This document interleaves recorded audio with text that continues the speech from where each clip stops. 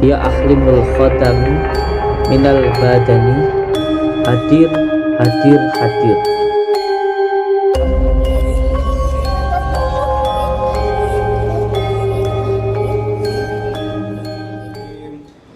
Allahumma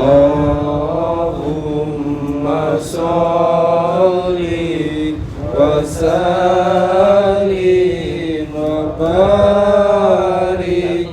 ala sayyidina Muhammadin nuri zati wa syiri sari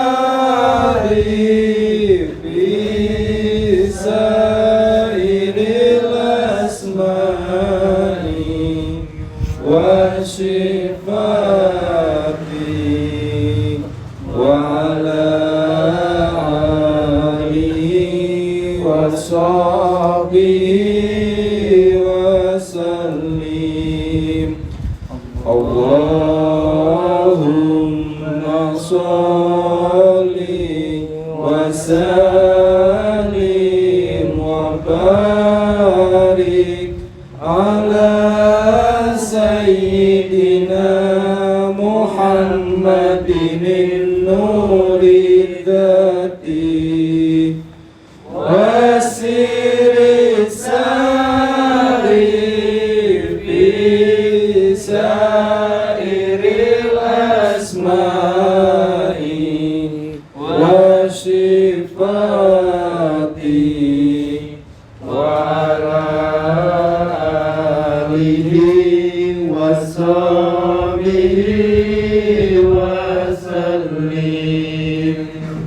اللهم صل وسلم وبارك على سيدنا محمد النور ذاتي وسر ساري في سائر الأسماء.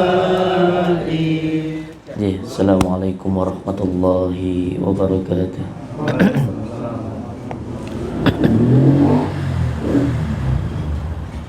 Bismillah, alhamdulillah, syukurillah, wala khawla wala quwata illa billah. Amma ba'd. Saudara-saudaraku semuanya,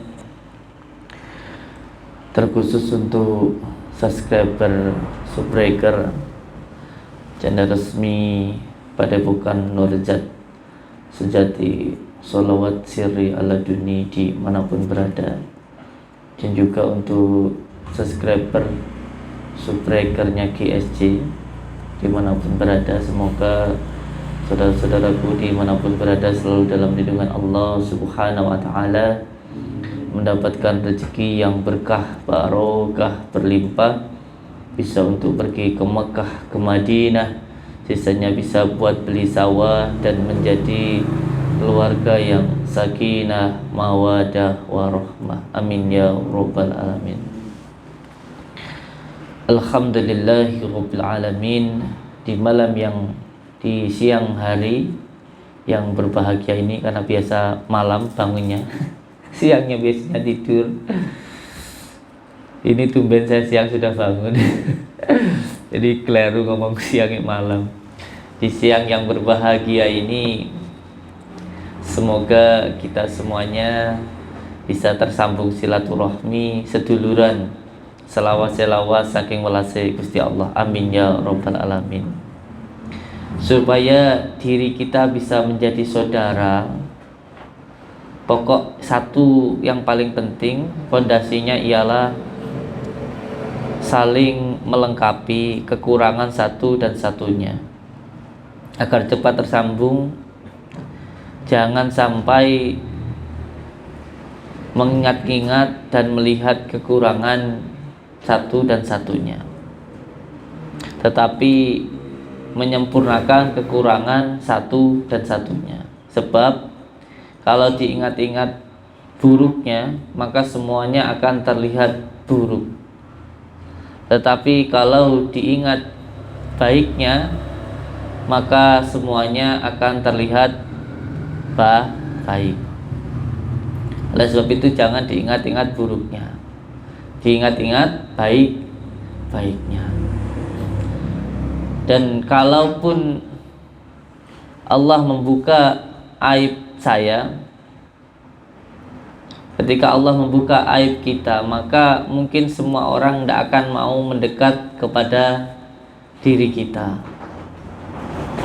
Sebab begitu banyaknya dosa yang kita lakukan, sebegitu buruknya diri kita, sebegitu hinanya diri kita, sebegitu menjijikkannya kelakuan-kelakuan dosa yang kita lakukan, sehingga jika Allah membuka aib kita, maka tidak akan ada orang yang mau mendekat kepada kita. Saat ini panjenengan semuanya mau mendekat kepada saya karena Allah menutupi aib saya.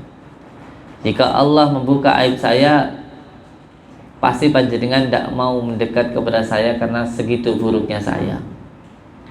Maka yang menjadi prinsip saya, semua orang itu baik dan saya yang paling buruk. Kalau yang menjadi prinsip saya bahwa semua orang itu baik, yang paling buruk itu saya. Itu yang menjadi prinsip saya dari dulu. Sehingga saya itu lebih suka disayangi daripada dihormati. Kalau dihormati pasti karena ada sesuatu hal yang membuat panjenengan itu hormat. Ketika diajeni pasti karena ada sesuatu hal yang diaji-ajikan. Ketika nanti hilang penghormatannya, hilang sesuatu hal yang membuat jenengan mengajikan saya, maka pasti akan menghina. Tetapi kalau orang menyayangi, entah seperti apapun itu akan tetap sayang. Maka saya lebih senang disayangi daripada diajeni atau dihormati. Oleh sebab itu selalu saya menyampaikan ke panjenengan semuanya bahwa saya itu yang paling buruk dan orang lain itu yang paling baik. Dan wallahi demi Allah, saya katakan bahwa saya tidak sakit hati sama sekali ketika ada orang yang membicarakan keburukan saya. Apa susahnya? Apa yang membuat hati kita sakit ketika orang lain membicarakan keburukan kita? Sedangkan apabila kita dibicarakan keburukan kita, maka dosa kita untuk orang yang membicarakan tersebut dan pahalanya itu untuk kita. Terus apa lalu yang membuat hati kita sedih, hati kita marah itu apa? Malah harusnya senang gitu loh. Senang dan kasihan kepada orang-orang yang senang membicarakan keburukan orang lain. Harusnya kita doakan semoga tidak terus menerus. Karena apa? Itu merugikan dirinya sendiri. Untuk yang dibicarakan, jangan pernah sakit hati. Lalu apa yang membuat hati panjenengan sakit? Kalau itu malah menambahkan pahala dan menghilangkan dosa panjenengan. Dan saya sampaikan kepada panjenengan semuanya bahwa tanah itu semakin diinjak-injak, dikasih kotoran itu semakin subur. Dan walaupun diberikan kotoran diinjak-injak, dia tetap akan memberikan sesuatu hal yang baik. Makanya melakukan juga sandal. Melakukan juga sandal. Biar kalian bisa belajar wataknya bumi. Jangan sampai berasal dari bumi pakai wataknya langit. Makanya saya berkali-kali disampaikan oleh orang, wah pasti nanti Udin ini hancur kan gitu.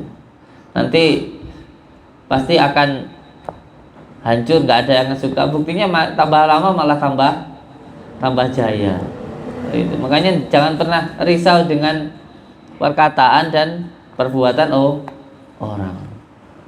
Nah, di siang hari yang berbahagia ini saya akan memulai pembelajaran terutama untuk mempelajari diri saya sendiri dan juga untuk semua saudaraku yang berada di tempat ini. Untuk yang pertama kali, karena saya dulu pertama kali mendapatkan ijazahnya dari Abah Suyuti Al-Ghazali, Cepu, Jawa Tengah. Ini kitabnya. Ini program guru seri 1 sampai seri 3. Setahu saya, Abah mengijazahkan di umum dari dalam negeri maupun luar negeri baru seri 1 sampai 3. Yang seri 4, 5, 6, 7, 8, 9 hanya santri khusus. Dan itu salah satunya hanya saya dan beberapa santri khos lainnya. Tahun 2008. Tahun 2008. Ini kitab ini dari Abah Suyuti Al-Ghazali, Cepu, Jawa Tengah. Tentu ketika saya ingin mengijazahkan panjenengan semuanya, walaupun secara gratis, semoga saja ini bisa benar-benar diamalkan dengan sebaik-baiknya. Karena dulu untuk mendapatkan satu program seri 1 itu harus ngabdi dulu 2 tahun. Setelah itu baru mendapatkan program guru seri 1. Dan di sini saya ijazahkan secara umum karena saya tidak ingin orang-orang banyak yang belajar tanpa keikhlasan dari guru. Dan oleh sebab itu saya akan mengijazahkan program pembelajaran ini secara ikhlas untuk semua saudara-saudaraku dimanapun berada. Apakah bisa diamalkan oleh saudara-saudaraku yang jarak jauh? Boleh. Apakah ada perbedaannya? Ya mungkin kalau seumpamanya orang ada yang diberikan golok, mungkin yang secara langsung diberikan pelajaran secara khusus. Oh, golok ini untuk membuka kelapa seperti ini. Oh, golok ini untuk menebang pohon seperti ini. Oh, golok ini untuk pelindungan diri kalau ada orang yang mau mencelakai seperti ini. Mungkin seperti itu, ada secara khusus. Kalau yang jarak jauh secara umum, yang penting dikasih golok itu saja. Nah, nanti sebenarnya jarak jauh, asalkan sanadnya sambung, itu nanti ada bimbingan secara batin. Insya Allah nanti akan paham, oh golok ini untuk itu, untuk ini, begitu. Yang penting diamalkan dengan ikhlas untuk mencari ridha Allah, itu saja. Maka di hari ini saya akan mengijazahkan amalan, terutama amalan sholawat nurijat dan beberapa amalan termasuk asma sungai Rajah, Rajah di Rajah, taksik Rajah, dan beberapa amalan termasuk asma sungai Rajah Sunan Kalijogo, Sunan Gunung Jati, dan dari asma sungai Rajah Sunan Bonang.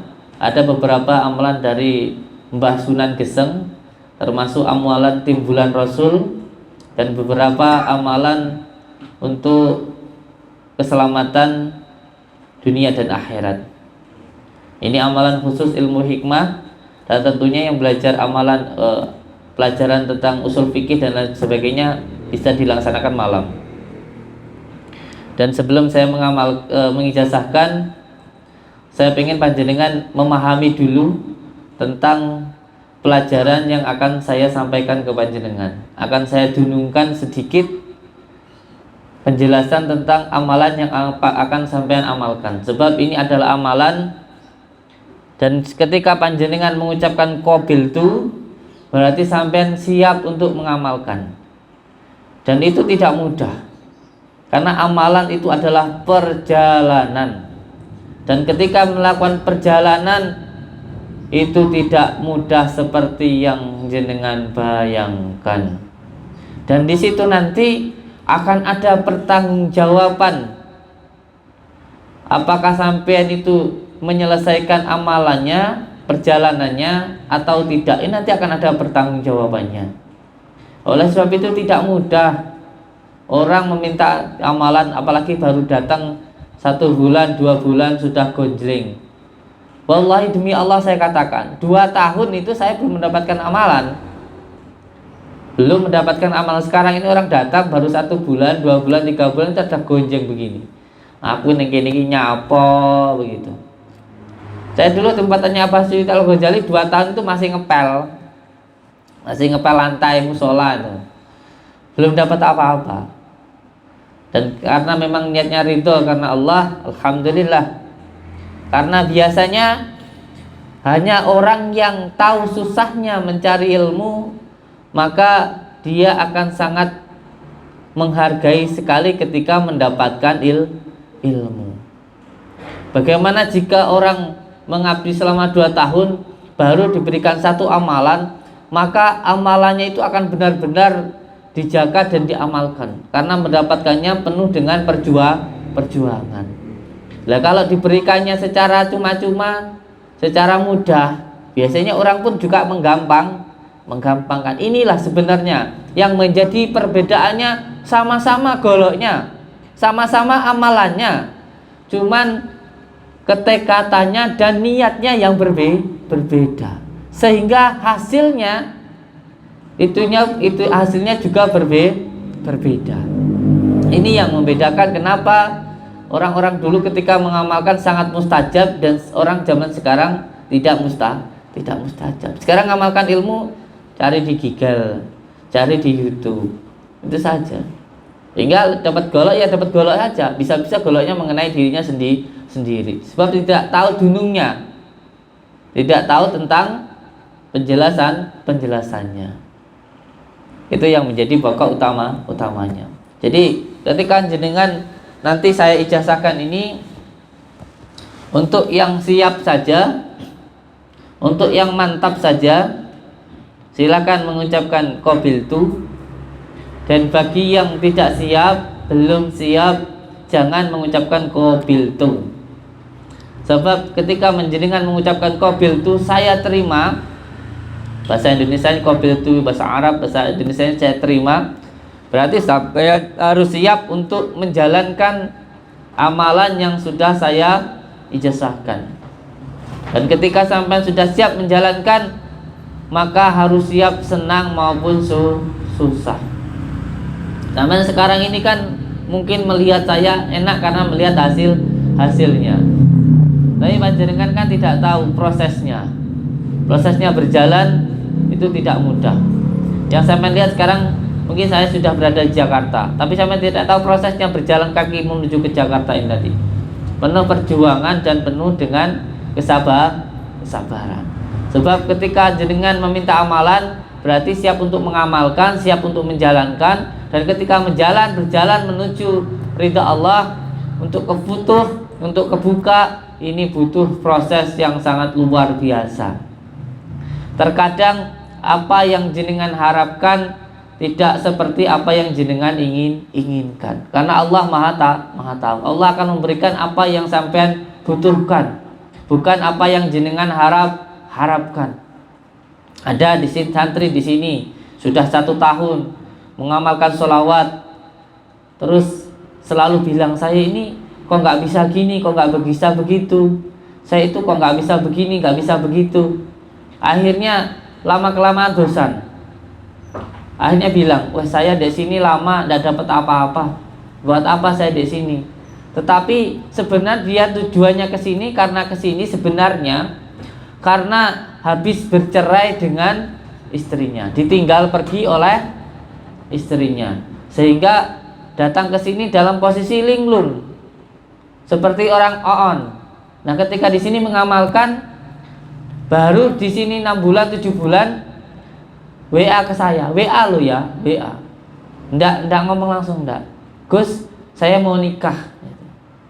Alhamdulillah, monggo sampai nikah. Sampai datang, nggih nanti kalau saya longgar. Itu loh, orang di sini menikah waktu berada di sini ya karena yang dia harapkan itu sebenarnya adalah kesaktian, tetapi dia tidak tahu kalau Allah memberikan dia kemudahan dengan mendapatkan istri itu. Nah, ini jarang dipahami. Terkadang kita mengamalkan ini pengennya itu Allah memberikan apa yang kita butuhkan, bukan yang kita harapkan. Ini kejadian seperti ini. Maka yang kedua saya minta diniatkan ketika berjalan berzikir untuk mencari ridha Allah. Jangan sampai ditunggangi oleh hawa nafsu. Sebab dengan ketika mengamalkan ilmu hikmah itu ilmu batin, ilmu rasa. Jadi ilmu rasa ini tidak bisa diceritakan kepada siapapun. Yang bisa merasakannya hanya yang mengamalkan. Orang yang tidak pernah mengamalkan tidak pernah bisa merasakan. Mbok sampai critakno sampai ndewer, sampai lambene kecapen. Itu nanti paling-paling cuman dibilang ngapusi. Kayak tenan-tenan dan lain sebagainya. Percuma, tidak usah diceritakan dan tidak perlu dijelaskan. Orang mau bicara apapun ya silakan. Wong dia ndak tahu. Diceritakan kayak model piye. Sampean kok mau cerita sama orang manisnya kopi, orang itu ndak pernah minum kopi, ya percuma kok ceritakan sampai model gimana pun. Yang bisa merasakan manisnya kopi hanya orang yang minum kopi. Jadi ndak perlu dijelaskan secara rinci. Ya, langsung saja saya akan mengijazahkan satu amalan. Kalau orang bilang bahwa saya tidak pernah belajar, ini kitabnya dari Abbas Suyuti Al-Ghazali, Cepu, Jawa Tengah. Ini saya dapatkan ketika saya mengamalkan amalan. Ini buku panduan atau kitab ini saya yang membuat sendiri. Karena ketika mengamalkan amalan ini saya merasakan beberapa amalan yang saya dapatkan ketika mengamalkan dan saya tulis di dalam satu kitab. Ini khusus untuk santri yang mengambil gembelengan, dan ini saya dapatkan dari Pondok Buntet. Ini tentang pelajaran cara membuat rajah atau wafak. Ini saya dapatkan dari Jawa Tengah, tepatnya dari Mbah Hisan, dan ini dari Kang Nong Al Erdogan, Gus Nong, itu dari Pondok Buntet. Ini saya dapatkan dari Palembang, dan masih banyak lagi kitab-kitab yang lain. Dan sekarang ini saya akan memulai pengijazahan yang pertama dari Abbas Suyuti Al-Ghazali, Cepu, Jawa Tengah. Saya minta untuk yang mau mengamalkan amalan dari saya ini, ketika saya mengucapkan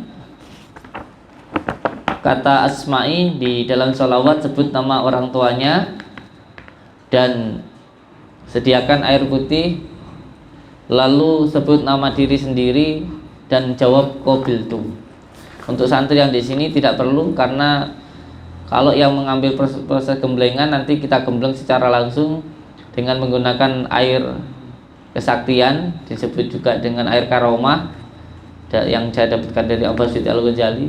Dan sebelumnya ya, untuk yang ingin mengamalkan silakan ucapkan qabiltu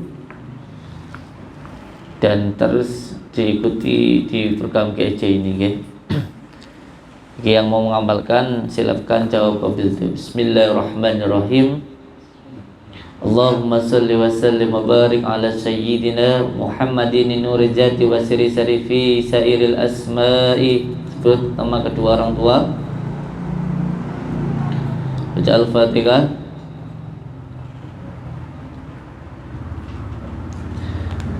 Sebut sedulur batin, anak batin. Sebut nama diri sendiri, baca Al-Fatihah.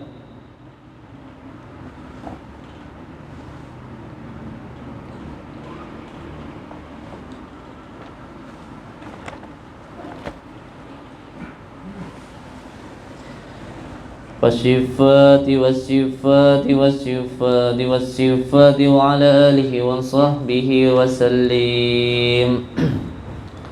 Iya, saya sampaikan, ini yang menyampaikan bukan saya, tetapi yang menyampaikan adalah guru saya, yaitu Abbas Suyuti Al-Ghazali, Cepu, Jawa Tengah. Beliau adalah ketua Khos Pagan Nusa, atau sering juga disebut sebagai pendekar merah putih. Ilmu ini disebut dengan ilmu terawangan. Adalah ilmu untuk melihat dan berkomunikasi dengan alam gaib, makhluk gaib dan alam nyata yang jauh tempatnya. Berkat ridha Allah SWT dan doa aulia, insya Allah tidak perlu melakukan tapa di gua ataupun bertirakat di tempat-tempat yang mungkin bingit dan berat. Cukup dengan mewiridkan dan meriadai asma ini. Ingat, ilmu ini adalah ilmu ikhlas, maka hilangkanlah hawa nafsu bila mengamalkan amalan ini. Di saat melakukan zikir, meditasi, tasawuf ini, yang terpenting adalah kepasrahan total kepada Allah dan dilakukan dengan sabar dan ikhlas untuk mencari ridha Allah. Untuk mengamalkan ilmu terawangan ini, yang pertama dengan cara mandi malam. Mandi malam. Kenapa harus mandi malam? Sebab air itu terbagi menjadi 3. Ada air kahuripan. Itu air bisa juga dibilang sebagai air obat. Antara jam 12 malam, jam 1, jam 2 sampai jam 3. Ada air kesegaran yang tidak menimbulkan obat dan bukan penyakit, biasa saja. Antara jam 4 subuh sampai jam 4 sore. Ada air penyakit antara jam 5 sampai jam 8. Jangan dibuat untuk mandi. Yaitu yang pertama, yang mau mengamalkan ini silahkan untuk mandi malam yang pertama. Yang pertama, mandi malam dengan niat mandi taubat. Niatnya mohon ampun pada Allah atas dosa-dosa besar dan kecil yang pernah kita lakukan. Mandi disiramkan di bagian kepala, lalu air yang menetes pertama dari rambut ditelan. Disiramkan air yang menetes dari rambut ditelan. Ini mungkin untuk yang santri khusus atau yang mengambil hukum pembelengan ada niat yang khusus, tapi ini secara umum. Yang kedua, setelah mandi memakai minyak wangi non alkohol. Ini untuk kesunahan. Boleh pakai minyak wangi, boleh bakar buhur. Lebih bagus sambil membakar buhur Sulaiman. Atau boleh bakar dupa, yang penting non alkohol, minyak wangi sebagai sunahan, karena sesuatu yang baik mendatangkan kebaikan. Bahkannya sesuatu hal yang buruk, baunya buruk seperti di kamar mandi, itu juga mendatangkan keburukan. Banyak jin di situ, jin yang buruk. Yang ketiga, lakukan sholat taubat 2 rakaat setelah Al-Fatihah, lalu membaca surat. Ketika sujud membaca La ilaha illa anta subhana inni kuntu minadh dhalimin, dibaca 99 kali. Yang keempat,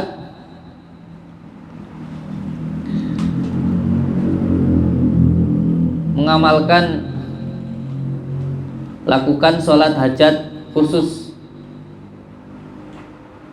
4 rakaat, 2 rakaat salam. Rakaat pertama setelah Al-Fatihah membaca surat Al-Ikhlas 10 kali. Rakaat kedua setelah Al-Fatihah membaca surat Al-Ikhlas 20 kali, salam. Terus setelah itu berdiri lagi.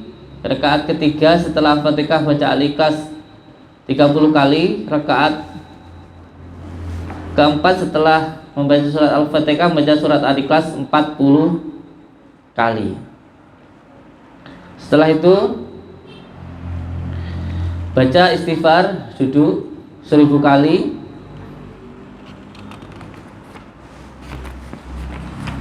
Lalu membaca subhanallah walhamdulillah wala ilaha illallah wallahu akbar wala haula wala quwata illa billahil aliyil azim 100 kali. Lalu membaca la ilaha illallah 100 kali. Lalu membaca salawat Nabi, Allahumma sholli ala sayyidina Muhammad wa ala ali sayyidina Muhammad 100 kali. Lalu membaca haqqallah 100 kali. Lalu membaca innalillahi wa innalillahi 100 kali. Setelah itu duduk tenang. Diawali dulu dengan membaca Al-Fatihah 3 kali tahan nafas. Setelah itu membaca salawat Nabi 3 kali tahan nafas. Lalu untuk pagaran membaca ayat kursi 1 kali tahan nafas. Lalu membaca salawat munjiat. Salawatnya munjiat hafal. Bismillahirrahmanirrahim. Allahumma sholli wa sallim wa barik ala sayyidina Muhammadin sholatan tunjina biha min jami'il akhwati wal afati. Nanti dituliskan ada di grup atau kitabnya nanti untuk santri selanjutnya. Dan setelah membaca sholawat munjiat 1 kali, lalu membaca ya latif 1000 kali. Nah, ketika membaca asma ya latif ini benar-benar ikhlas karena Allah. Dan makbubahnya dibaca 129 kali setiap selesai sholat. Makbubah itu selesai sholat 129 kali. Insya Allah nanti akan panjenengan sendiri yang merasakan hal-hal yang panjenengan rasakan sendiri. Yang mengamalkan akan merasakan sendiri apa yang jenengan rasakan. Bisa ketika membaca asma ini tiba-tiba badan bergetar, bergerak sendiri. Ada tiba-tiba seperti ada cahaya titik putih di tengah-tengah alis atau di cakra asma ini, semakin lama semakin membesar. Ada santri yang memberikan laporan ke saya, kalau pertama tercium seperti bau-bauan, setelah itu terdengar suara-suara di telinga, semakin jelas suara orang tertawa dan sebagainya, ngobrol. Setelah suaranya itu semakin jelas, pandangannya semakin berubah. Kanan kirinya banyak orang yang bekerja, yang nyangkol, yang ngarit, jin yang nyangkol, yang ngarit, ya dagang. Ini nanti yang merasakan, yang mengamalkan sendiri. Tetapi di sini harus benar-benar niat untuk mencari ridha Allah. Dan jangan terlalu banyak berpikir. Perbedaannya ilmu batin dan ilmu nyata, ilmu sekolah. Kalau ilmu sekolah tuh harus banyak mikir biar tahu. Kalau ilmu batin itu nggak boleh banyak mikir supaya tahu. Harus pasrah kepada Allah. Pasrah, benar-benar pasrah. Semuanya pasrah. Bahkan ketika saya mengamalkan ini ijazah ini diijazahkan saya dulu tidak boleh diamalkan ada temannya, tidak boleh di tempat yang ramai, dan tidak boleh ada yang tahu. Jadi saya dulu mencari tempat di atas gunung di wilayah Jawa Barat kalau tidak salah, insyaallah dulu di Gunung Salak. Saya amalkan selama 41 hari. Banyak yang datang. Demi Allah saya mengijazahkan ini apa yang sudah saya amalkan. Tanya istri saya, tetangga saya tahu kalau malam saya mandi jemur. Wah, itu Kang Udin ini tiap malam ngapain mandi gitu. Padahal saya mandi malam ini karena memang mengamalkan ini, bukan karena ini itu.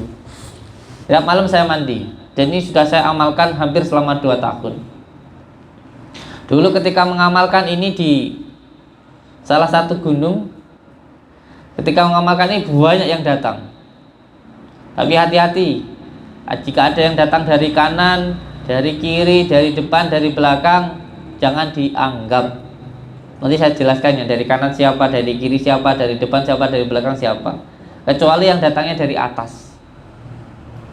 Nanti banyak yang datang ngaku-ngaku, pakaiannya jubah, pakai sorban, ngaku wali ini wali itu, ngaku ini ngaku itu, tapi ternyata itu adalah iblis. Hati-hati. Yang terpenting kita tidak butuh makhluk. Yang kita cari ialah yang menciptakan makhluk. Kita ingin mendekat kepada yang menciptakan makhluk. Tidak perlu mencari makhluk. Kalau ada yang bilang begini tak kasih ini tak kasih itu, tidak usah dianggap. Kalau ada yang ngasih amalan ini itu, ya wis nanti didengarkan. Kalau memang itu hak untuk panjenengan, ketika ada dari bangsa ruhaniyah atau dari bangsa khodam atau dari bangsa jin yang memberikan sebuah ijazah atau dari jalul gaib, kalau memang itu untuk panjenengan, dia ngomong satu kecap itu loh kita hafal. Tapi kalau memang kita itu memang tidak pas, tidak selaras dengan amalan itu, mbok kita hafal sampai kapanpun ya tidak hafal-hafal. Ini perbedaannya. Jadi saya minta untuk semuanya diamalkan karena Allah. Nah, ini semoga sedikit dari yang saya sampaikan ini bisa memberikan manfaat, dan semoga ilmu-ilmu hikmah dari kiai kita, dari ulama-ulama kita, dari para wali-waliullah ini tidak punah. Oleh sebab itu saya mengijazakan juga secara umum, dan semoga ini menjadi amal ibadah saya. Kalau ada salahnya saya mohon ampun kepada Allah, dan saya meminta ridho dan berkah barokah dari kiai-kiai dan ulama-ulama yang mengijazahkan amalan ini. Saya ucapkan terima kasih. Wabillahi taufiq wal hidayah. Wassalamualaikum warahmatullahi wabarakatuh. Allahumma salli wa sallim wa barik ala sayyidina